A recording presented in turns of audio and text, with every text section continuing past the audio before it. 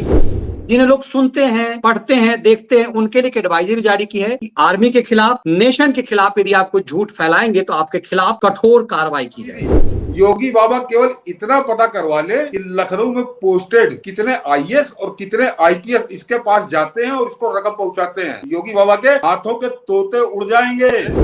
उन्होंने तो बाकायदा उसको टैग करके लिखा है कि किस तरह से जो है वो शादी ब्याह में जो लड़कियों की शादी होती थी तो 200 300 रुपए लेके गाना गाने जाती थी लोगों के घर।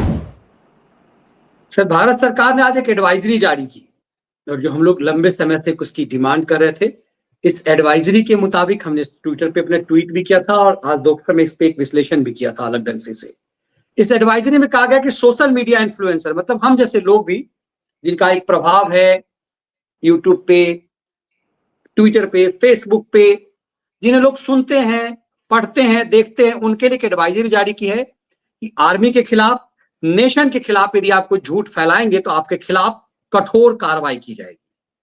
भारत सरकार की एडवाइजरी उस समय में जब दो चार नचनिया गवैया ये सोच के कि हमारे पास सिब्बल जैसा वकील हम कुछ भी कर सकते हैं, इस दौर में जब एक आपकी लखनऊ का एक मोटा जो है उसका चैनल बंद हुआ, आज पता चला कि आपका जो शौचालय विशेषज्ञ वाजपेयी है उसका भी चैनल संभवतः बंद हो गया। अपने एक व्यूअर हैं ऋतिक, कह रहे हैं कि प्रणाम भैया गुरुजी, ये पहाड़ी आलू कलयुगी हिडिंब गया था, सुप्रीम कोर्ट ने तत्काल सुनवाई से मना किया, 8 PM नहीं खुलने वाला है। आज ये पता चला, ये अपने और सोचिए इसने अपने थंबनेल पर बनाया कि सुप्रीम कोर्ट में 8 PM की जीत, पता नहीं क्या क्या झूठ और मक्कारी। ये जो वाजपेयी है, इस चुट्टे ने पता नहीं क्या क्या नहीं छापा। ये सब चीजें इस रूप में आई हैं कि ऐसा लग रहा है कि ये सबको, इन सब के अंदर का डर खौफ सब खत्म हो गया था। सर, इन पे आता हूं मनीष जी, जरा पहले दर्शक सोचे कि कितनी शर्मनाक स्थिति में पत्रकार और पत्रकारिता पहुंच गई है कि देश की सरकार को ये एडवाइजरी जारी करनी पड़ रही है कि आप देश की सेना के खिलाफ या देश की सरकार के खिलाफ इस तरह का कोई प्रोपेगेंडा या कोई झूठी खबर नहीं चलाएंगे। अरे ये तो पहला दायित्व तो हमारा स्वयं का है, ये हमारे स्वयं का ये आचरण होना चाहिए कि सरकार को कभी इस तरह की जरूरत ही ना पड़े। सरकार को आज ये एडवाइजरी निकालने में मजबूर होना पड़ा है, तो इसका मतलब कुछ लोग जो अभिव्यक्ति की स्वतंत्रता और पत्रकारिता की स्वतंत्रता इसके नाम पर नंगे होकर नाच रहे हैं, देश की सेना के खिलाफ नाच रहे हैं। तो ये जो आज एडवाइजरी निकलना है ये सरकार की तरफ से, ये बड़ी शर्मनाक स्थिति, कभी इसकी स्थिति ये पैदा ही नहीं होनी चाहिए थी कि हमको कोई सरकार बताए, क्योंकि हम हमारे कर्म ऐसे हैं। और जो बंबई हमले से लेकर अभी तक आज भी कुछ लोग जो है लगे हुए पाकिस्तान के उसमें और सेना कैसे क्या मुगरी कर दे, तो सरकार को ये एडवाइजरी निकालने पर मजबूर होना पड़ा। हम लोगों को कोई समस्या नहीं है, ये आती ना आती, ये अपना दायित्व है। अभी हम लोग वही बात कर रहे थे, ये तो हमारा स्वयं का दायित्व है एक भारतीय होने के नाते। ये खबर जो है सेना के हित में है या सेना के अहित में है, ये इतना निर्णय करने में कोई सरकार की एडवाइजरी की जरूरत है। लेकिन ये लोग, कुछ लोग जो है केवल सेना को बेच रहे हैं, देश को बेच रहे हैं, देश की सरकार को बेच रहे हैं, पूरे हिंदुस्तान का सौदा कर रहे हैं विदेशी ताकतों के हाथों, दुश्मनों के हाथों। तो उसके लिए सरकार को इनको देनी पड़ी एडवाइजरी। और उसी का नतीजा जो अभी मनीष जी ने कहा कि वो शौचालय वाजपेयी उसका चैनल आज बंद हुआ। अभी ऋतिक जी ने अभी बताया, मैंने देखा नहीं कि उसका चल रहा है कि नहीं मोटे का। तो वो मोटा मनीष जी हिस्ट्री सीटर अपराधी, मैं दर्शकों को बता रहा हूँ कि मैंने स्वयं, किसी सुनी नहीं, मैंने स्वयं उसके खिलाफ FIR करवाई है किसी गोमती नगर थाने में। और 2 दिन वो फरार रहा था, मोटा भागा था, अपने घर में सोया नहीं था।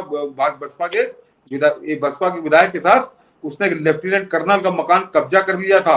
और कायदे से तो उस मोटे को मनीष जी मेरा शुक्रगुजार होना चाहिए। मैं फिर कह रहा हूँ कि मैंने उसका जीवन बचाया था, जीवन। मेरे एक मित्र थे, सर्कुलेशन मैनेजर थे अखबार में और बड़े घनिष्ठ, आज भी मेरे मित्र हैं। और उनके पिताजी ने और उनके बड़े भाई साहब जो थे वो कोल इंडिया में जनरल मैनेजर थे। वो दोनों ने, पिता ने अपने रिटायरमेंट के बाद लेफ्टिनेंट कर्नल से रिटायर हुए थे और जनरल मैनेजर उन्होंने गोमती नगर में आलीशान मकान बनवाया था। और उसको इस मोटे ने किराएदार बन के पहले कब्जा किया। 3 महीने इसका चेक बाउंस होता रहा। चौथे महीने जब उन्होंने फिर पूछा तो कहे अब मैं तुम्हारा मकान खाली नहीं करूंगा, तुम्हें जो करना हो कर लो। उसके बाद वो बेचारे बुजुर्ग कुछ दिन दौड़े उड़े, हमसे कोई जिक्र ही नहीं हुआ, ना मित्र ने कभी किया। एक दिन मैं शाम को गया, तो मैं बता रहा हूँ कि मैं इसका जीवन बचाने वाला व्यक्ति हूँ। तो शाम को उन्होंने बुलाया दोनों, मुझको और मुझे, मेरे मित्र हैं, और कहा ऐसा है कि मेरी उम्र पूरी हो गई, मेरी उम्र है 82, 82 वर्ष के थे वो, और उन्होंने मनीष जी निकाली अपनी रिवॉल्वर और कहा मैं कल सवेरे जा रहा हूँ, मैं उसको गोली मार दूंगा, उसके बाद जो होगा देखा जाएगा, मैंने अपना जीवन पूरा कर लिया, मेरे दायित्व पूरे हो गए। तो मित्र ने मेरी तरफ देखा, मैंने मित्र की तरफ देखा कि ये क्या बुजुर्ग सवार हुआ है, और बड़े सीरियस कहने मैं कल उसको मार दूंगा, उसके बाद जो होगा तो कोई ऐसी जिम्मेदारी नहीं जो छूटी हो। तब उनको बड़ी मुश्किल से समझाया कि बाबूजी रुकिए, 2 दिन दीजिए, 2 दिन हम लोग करते हैं। तब एसएसपी लखनऊ के पास हम लोग गए, उन्होंने कहा डायरेक्ट एसएसपी के पास इसकी शिकायत हुई और पूरे मीडिया ने कवरेज किया, और 2 महीने ये 2 दिन ये पूरा लफंगों की तरह गायब रहा, मकान छोड़ के भागा। बाद में दूसरे दिन आकर ये गोमती नगर थाने में चाबी दे गया उस मकान की खाली करके, और आज भी वो रिपोर्ट आज भी गोमती नगर थाने में होगी। और उसी दौरान हम लोगों ने इसकी जब इन्वेस्टिगेशन की मनीष जी, तो पता चला कि बैंक ऑफ बड़ौदा का कर्जा लेके बदायूं से भागा हुआ हिस्ट्री सीटर है। लेकिन यहाँ अंधेर नगरी चल रही है, इस बात की अंधेर नगरी चल रही है, इसकी जांच कौन करेगा? हम लोगों ने तो अपना जो मकान कब्जा किया था 2 दिन में खाली करवा लिया था इससे। ये आदमी बदायूं से बैंक ऑफ बड़ौदा का कर्जा लेके फरार अपराधी है ये। वो आदमी आज की तारीख में चैनल चला रहा है, तो इसकी जांच तो केंद्र सरकार करे ना। जरा बैंक ऑफ बड़ौदा का निकलवाए रिकॉर्ड 2007-8 के या उससे पहले, तो उससे कुछ पहले की है। तो ये और दो अभी करीब, हाँ जिस समय वो बड़ा चल रहा है योगी हट रहे हैं, योगी हटाए जाएंगे, उस समय तक इसका जो दफ्तर था वो मनीष जी वो भी कब्जा किए हुए था। वो बेचारा मालिक मारा फिर रहा था कि हमसे खाली करा दो भैया, पत्रकार कब्जा किए है। तो यहाँ पर कोई उसकी सुनवाई नहीं कर रहा था, ना थाना सुनवाई कर रहा था, ना प्रशासन सुनवाई कर रहा था। तो इस तरह के अराजक तत्वों को जब आप इस तरह की हिम्मत देंगे, इस तरह का बढ़ावा देंगे, तो उसके बाद फिर क्या होगा? यही नतीजा होगा जो हुआ है। बिल्कुल। और सर गजब की चीजें ये हो रही है कि ये सब के सब जितनी गुंडों की फौज है यूट्यूब पे, ये सब फेक नैरेटिव बनाते हैं, फर्जी खबर, विचारधारा से आप प्रभावित हो सकते हैं। और बड़ी चीज जरा बोले दे रहा हूं कि योगी बाबा कुछ ना करें। उस दिन हम लोगों ने नेता नगरी की तो बात की थी, योगी बाबा केवल इतना पता करवा ले कि लखनऊ में पोस्टेड कितने आईएएस और कितने आईपीएस इसके पास जाते हैं और इसको रकम पहुंचाते हैं, योगी बाबा के हाथों के तोते उड़ जाएंगे। मैं फिर कह रहा हूं कि योगी बाबा के हाथों के तोते उड़ जाएंगे जब उनके सामने वो लिस्ट आएगी। लेकिन किसी अपने आदमी से जांच करा लें इसकी। ये इस तरह का कारोबार यहाँ चल रहा है। और उसके बाद कि भाई छलनी में दूध दुहो, उसके बाद रोना रो, तो यही हाल होगा उसका। बिल्कुल। और तब ये लगता है कि ये सब क्यों इस तरह से निश्चिंत रहते हैं। वो 2 कौड़ी की नचनिया को देखिए, वो कह रही थी 500 रुपए मेरे पास हैं, 519 रुपया वो दे दूंगी मैं तबला वादक को, क्योंकि उसके साथ सिब्बल खड़ा है। अब ये चीजें पता चलती है। और ये देखिए, ये थंबनेल्स इसके देखेंगे, और कुछ लोग, मैं देख रहा था अभी तो सरकार विरोधियों के ऊपर कार्रवाई हो रही है। अरे विरोधियों के ऊपर कार्रवाई नहीं हो रही है, भारत द्रोहियों पे हो रही है, और ये बहुत पहले हो जाना चाहिए था। और मुझे लगता है कि अभी तो छुट भैये पकड़े गए हैं, असली राक्षस जो है वो बाकी है। वो नाचने गाने वाली उसका बनी जी जितेंद्र प्रताप सिंह, आप भी उनको देखते हो, ट्विटर पे मित्र है मेरे, उन्होंने तो बाकायदा उसको टैग करके लिखा है कि किस तरह से जो है वो शादी ब्याह में जो लड़कियों की शादी होती थी तो 200 300 रुपए लेके गाना गाने जाती थी लोगों के घर, और उसको कैसे सेट हुआ, क्या पूरी सेटिंग हुई। अब वो प्रोजेक्ट किया गया, वो हम लोग देख चुके हैं, राहुल गांधी वाला वीडियो देख चुके हैं। तो वो इस तरह के सड़क छाप लोगों को कहाँ पहुंचाया जा रहा है, किस जगह पे बैठाला जा रहा है, तो ये स्थिति होगी, निश्चित होगी, हमको झेलना पड़ेगा। क्योंकि सरकार इनके ऊपर पता नहीं क्यों ढीला रवैया अपनाए। जैसे आज शौचालय वाजपेयी में हंटर चला है, हंटर एक बार जरा सब पे चलना चाहिए कि ये जो है ये इन्होंने नहीं, तो ये विचारधारा के नाम पर खेलते हैं। करे हम तो अभिव्यक्ति की आजादी, मतलब अभिव्यक्ति की आजादी के नाम पर तुम देश के खिलाफ साजिश करोगे, तुम कुछ भी जाओगे, थंबनेल कुछ से कुछ अंट संट बनाओगे और लगातार ही गलती करोगे। लगातार हैबिचुअल क्रिमिनल्स ये काम करते हैं। गलतियां एक बार पत्रकार से हो सकती है, खबर में कभी भी गलती किसी पत्रकार से हो सकती है, हो जाती है, लेकिन इंटेंशनली बार बार हैबिचुअल क्रिमिनल की तरह थंबनेल लगाना, झूठ बार बार परोसना, वो भी देश के खिलाफ, मुझे लगता है कि इन सब पे लगातार हंटर अभी और चलने की जरूरत है। अभी बस छुटवैया 2-2 कौड़ी के चिरकुट और चोट्टे टाइप पकड़े गए हैं, असली खिलंदर तो बाकी है सर। ये स्वास्तिक जी, बहुत बहुत धन्यवाद आपका कोई सवाल तो नहीं है, लेकिन बहुत बहुत धन्यवाद। मुझे लगता है कि इन सब चीजों को हम सबको बहुत ही गंभीरता से समझने की जरूरत है, बारी बारी से। और शाह साहब कह रहे हैं कि नमस्ते मनीष जी, सतीश जी, ऑलमोस्ट 1 करोड़ बांग्लादेशी, रोहिंग्या, 2 लाख पाकिस्तानी जिस देश में पिछले 75 साल से रह रहे, वहां पूछा जाता है कि पुलवामा में RDX कहां से आया। कितना देखिए व्यूअर्स कितने गंभीर हैं, ये कह रहे हैं सोचिए सालों से जब ये चीजें चल रही हो तो कैसे। नहीं मनीष जी, इसके लिए मैं भाजपा के नेता और प्रवक्ताओं को जिम्मेदार मानता हूं।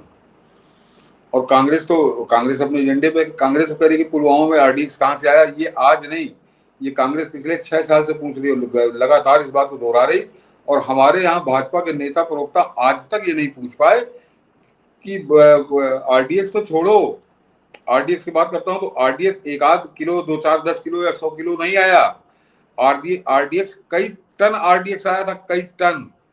1993 में जब बंबई पूरी उड़ा दी थी उन्होंने, बॉम्बे ब्लास्ट के जो केस हुए थे, तो कई टन RDX बरामद हुआ था। तो दग गया, उसके अलावा जो दगा नहीं था वो कहां से आया था? कांग्रेस की सरकार थी महाराष्ट्र में भी, और कांग्रेस की सरकार केंद्र में भी थी। RDX छोड़ दीजिए, तो 2008 में 10 आतंकवादी कैसे घुस गए बंबई के अंदर? क्या वहां नरेंद्र मोदी मुख्यमंत्री थे, कि अमित शाह मुख्यमंत्री थे, कि योगी आदित्यनाथ मुख्यमंत्री थे? वहां पे मुख्यमंत्री कांग्रेस का था, विलासराव देशमुख। वहां पे प्रधानमंत्री दिल्ली में मनमोहन सिंह बैठा था। तो कैसे घुस गए थे? लेकिन भाजपा के जो नेता और प्रवक्ता हैं, वो कहीं अगर एक आध डिबेट में बोल दें तो जैसे लगता है बड़ा एहसान उन्होंने कर दिया, कि अरे इन्होंने पुराना जिक्र कर दिया। इनके पीछे पड़ जाना चाहिए। ये आज तक पुलवामा पूछा करते हैं, ये कंधार पूछा करते हैं कि कंधार में 3 छोड़ा है, ये कभी, मगर हमने कभी मनीष जी पलट के नहीं देखा। या तो ज्ञान नहीं है, या जानकारी नहीं है, या कुछ सेटिंग है कांग्रेस के नेताओं के साथ, कि ये कभी नहीं कहते जो कि वहां कंधार में छोड़ा है, तो ये कभी नहीं कहते कि गुलाम नबी आजाद के साले के लिए तुमने 4 आतंकवादी छोड़े, नाहिद सोच की लौंडिया के लिए तुमने 5 आतंकवादी छोड़े। अब्दुल कार था वो जो गुलाम अब्दुल गुलाम कार करके नाम था, जम्मू कश्मीर प्रदेश कांग्रेस अध्यक्ष था, उसके लौंडे के लिए तुमने 4 आतंकवादी छोड़े। तो एक लाइन लगी हुई है कि जहां पे अपने साले, दवा, लड़की, बिटिया, इनको छुड़वाने के लिए आतंकवादी 5-5 4-4 छोड़े गए। और वो कांग्रेस पूरी छाती पे चढ़ के भाजपा पूछती है कि कंधार में तुमने 3 कैसे छोड़ दिए थे। तो ये जो भाजपा के प्रवक्ता हैं, ये गूंगे बहिरे बने बैठे रहते गांधी के 3 बंदरों की तरह। तो मुझको कोफ्त होती है। तो ये जो अभी शिकायत की, बिल्कुल सही आप कह रहे हैं, लेकिन जवाब देने हम लोग कहाँ जाएंगे? जवाब तो उनकी जिम्मेदारी है ना, जिनसे कहा जाता है, जिनके मुंह पे कहा जाता है, जवाब उनको नहीं देना आता है। बिल्कुल, अजय जी कह रहे हैं कि मनीष जी, सतीश जी प्रणाम। मैंने जम्मू एंड कश्मीर में करगिल युद्ध और उसके बाद के ऑपरेशन पराक्रम में कश्मीर देखा है। वह हमेशा से वहां के लोगों का चाल चरित्र दोहरा रहा है। ये नहीं, उसी बात दोहरा नहीं है, एक तरफा ही है। पाकिस्तान परस्त है, मुसलमान परस्त है, और हिंदू उनको बिल्कुल सख्त नापसंद है। ये दोहरा नहीं है। दोहरा तो होता कि इधर भी है उधर भी है ना। ये एक तरफा है, और ये जूते के नोक पे ठीक होंगे, जैसे इजराइल अपने यहाँ ठीक रखता है। बिल्कुल, आज तो इजराइल का एक बहुत शानदार वीडियो आया है, यदि हम दिखा पाए उसे, कि कैसे वो फिलिस्तीनियों को उसी ढंग से कटोरा लेकर, जो PM कहते थे ना, मुझे लगता है वो तस्वीर हम सबको देखनी होगी। बहुत साजिश है ये कश्मीरियत। ये धीरेन्द्र पुंडीर जी कह रहे हैं कि कश्मीरियत जो है इस देश के ऊपर एक बहुत बड़ी साजिश है। और निश्चित रूप से इसीलिए बिल्कुल आज जो वीडियो से हम समापन कर रहे हैं, मुझे लगता है कि पाकिस्तान की ये दुर्गति हम फ्यूचर में देखना चाह रहे हैं। ये इजराइल की है। ये देखिए, ये फिलिस्तीनियों, भिखमंगों की स्थिति, जिसके लिए यहाँ पर छाती पीटा जा रहा है, देखिए इनकी स्थिति क्या हो रही है। तो मुझे लग रहा है कि ये जो जा रहे हैं ना, कि यहाँ जाना चाहते हैं, फिलिस्तीन जाना चाहते हैं, इन सबको एक कटोरा लेकर के वही फिलिस्तीन भेज देना चाहिए। इन पाकिस्तान परस्तों को ये सब तस्वीरें दिखाई जाने की जरूरत है टेलीविजन चैनल पे लगातार, कि क्या कुछ हो रहा है हमास के इन गुंडों के साथ। फैक्ट को, इस सच को इसीलिए हम सबको समझने की जरूरत है। और यही बात वजह है कि पाकिस्तान ने अब चुप्पी लगा ली है। इस है ना, कल तक इसी फिलिस्तीनियों के लिए यहाँ पर छाती कोठा करते थे सब। इस विश्लेषण को हम लोग यहीं विराम देते हैं। आप सबसे आग्रह होगा, वीडियो को लाइक और शेयर कीजिए, बेल आइकन दबाइए ताकि आपको नोटिफिकेशन मिले, और ज्वाइन बटन के साथ मेंबर जरूर बनिए। जय हिंद, वंदे मातरम।